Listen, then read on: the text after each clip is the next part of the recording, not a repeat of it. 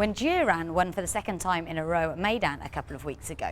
His trainer Doug Watson was very quick to thank Belinda, who'd been working with the horse in the mornings. She is an equine sports therapist, and that is pretty much all I know. So we've come here to Red Stables to meet her and find out some more.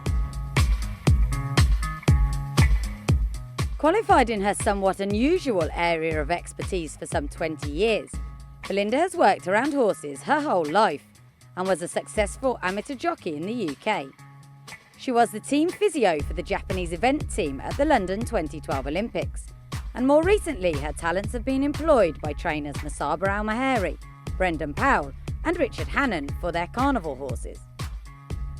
Belinda first encountered Sheikh Hamdan's homebred Duran in November, and after twice weekly sessions he began to flourish, the results of which were quickly seen on the track, with a third place in January followed by 2 wins. So Belinda, thanks for having us along, and this is Duran. Tell us how he was when you first came to see him. Very, very tight, not quite 100% sound, and Doug had the thought that it was possibly muscular, so he asked me to come in and have a look at him, and certainly he was extremely tight. A lot of it was through his neck and shoulders, but he also had a few issues behind.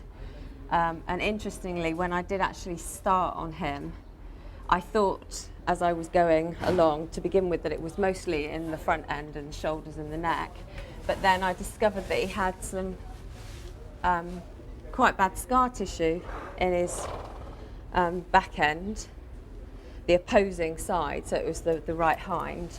And obviously once you've got scar tissue, you've got it, it's there for forever.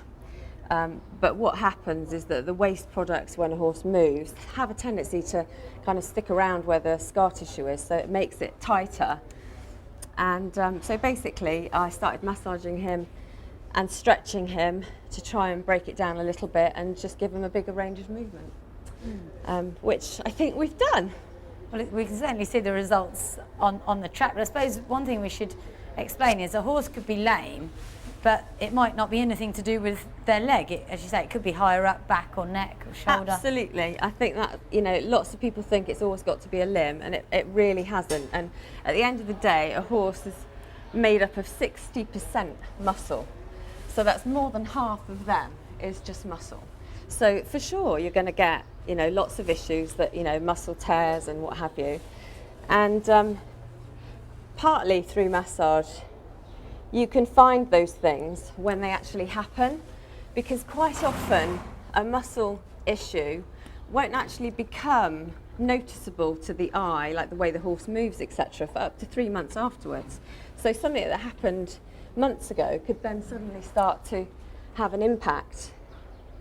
You see how, you know, deep I'm going? I'm pulling out this muscle here around the neck. Now when this is tight, it has quite an impact on how much they can move the shoulder, which then has an impact on how long the stride is.